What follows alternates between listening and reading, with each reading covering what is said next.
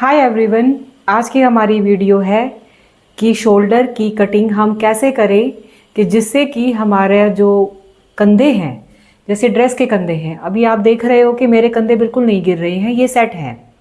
तो कुछ लोगों के क्या होते हैं कि कंधे जो हैं वो यहाँ से सरक के नीचे की तरफ गिरने शुरू हो जाते हैं और ये जो पूरा जो पोर्शन है यहाँ पे फैब्रिक इकट्ठा हो जाता है और कंधे चले जाते हैं नीचे की तरफ।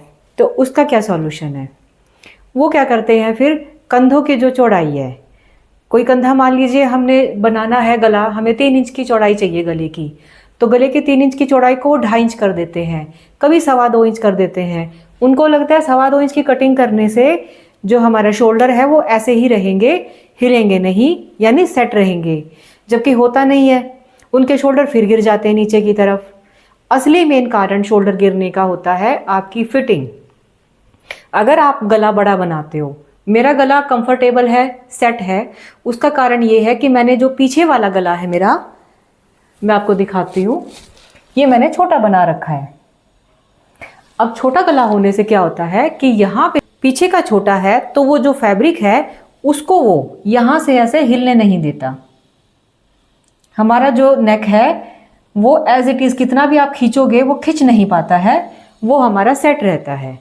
लेकिन अगर सिचुएशन ये आती है कि हम बड़ा गला बनाते हैं तो उस सिचुएशन में आप देखिए कि पीछे का भी मान लीजिए आपने 8 पे बना दिया, आगे का 7 पे बना दिया, टोटल लंबाई हो गई 15 गले की।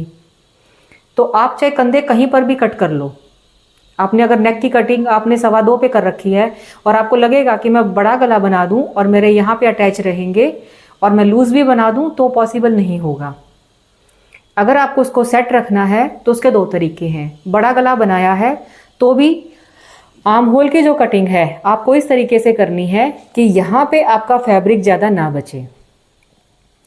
वो तभी पॉसिबल है, एक तो आपने आर्म होल की लंबाई ठीक ले रखी हो, जैसे कि अगर आपने गला बड़ा बनाया है तो आप 5 इंच के शोल्डर लेते हो तो भी चलेगा। चौड़ाई मान लीजिए आपने 3.5 ली है या 3 ली है या 2.5 ली है, जो भी ली है वो आपकी सेट तभी रहेगी जब आपका आर्म होल यहाँ पे सेट रहेगा। और दूसरा आपको यहाँ से फिटिंग, जो आपकी अपर बस्ट की फिटिंग होती है, ये हमारी अपर बस्ट होती है। यहाँ पे अगर हमारा फैब्रिक फिट है, अभी तो जो मैंने कुर्ती डाल रखी है ये लखनवी कुर्ती है तो ये थोड़ी लूज ही होती है और शिफॉन की है, तो बहुत ज़्यादा टाइट कर देने से फैब्रिक खिंच जाता है। बट अदरवाइज अगर नॉर्मल कुर्ती होती है तो एक तो उसकी कटिंग यहाँ से ऐसे जाती है गहराई में, ठीक है। दूसरा जो ये वाला एरिया है हम इसको बिल्कुल टाइट बनाते हैं, फिट बनाते हैं। ये फिट होगा, फैब्रिक यहाँ पे इकट्ठा नहीं होगा, तो आपका आर्म होल यहाँ पे सेट रहेगा।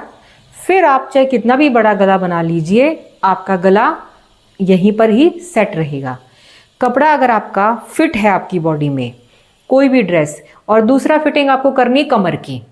कई बार अगर आपने कमर से लूज छोड़ दिया, कमर और चेस्ट से अगर आप टाइट रखेंगे, टाइट रखने से कमर से भी हमारा टाइट है, चेस्ट से भी हमारा टाइट है। टाइट होने से क्या होगा, अब देखिए जैसे मान लीजिए कमर से मेरा इतना टाइट है तो ये फैब्रिक हमारा हिलेगा नहीं, ऊपर की तरफ जाएगा नहीं, तो यहाँ पे फैब्रिक नहीं इकट्ठा होगा और ये फैल के नीचे नहीं गिरेगा हमारा शोल्डर, ठीक है। भले ही आपने बड़ा गला बना रखा हो आगे का और पीछे का। तो इतना ध्यान रखिए, जब भी आप गले बड़े बनाते हैं शोल्डर भी आपको छोटे लेने होते हैं। शोल्डर छोटे लिए हैं तो आर्म होल की लंबाई छोटी होगी। मान लीजिए शोल्डर आपने 6 इंच के लिए कुर्ते के, आर्म होल की लंबाई 7 इंच की लोगे। अपर बस्ट है उसको एकदम फिट करोगे, यहाँ पे आपको एकदम फिट करना है उसको, ड्रेस को।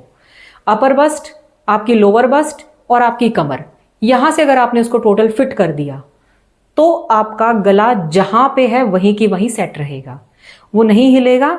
फिर भी अगर थोड़ी बहुत प्रॉब्लम आती है तो चिट बटन लगा दीजिए, उसे और बिल्कुल हिलने के चांसेस ही खत्म हो जाते हैं। तो आज की वीडियो हमारी सिर्फ इसी पर ही है। आई होप आपकी ये प्रॉब्लम सॉर्ट आउट हो गई होगी। अगर वीडियो अच्छी लगे तो लाइक और सब्सक्राइब कर दीजिएगा। Thank you.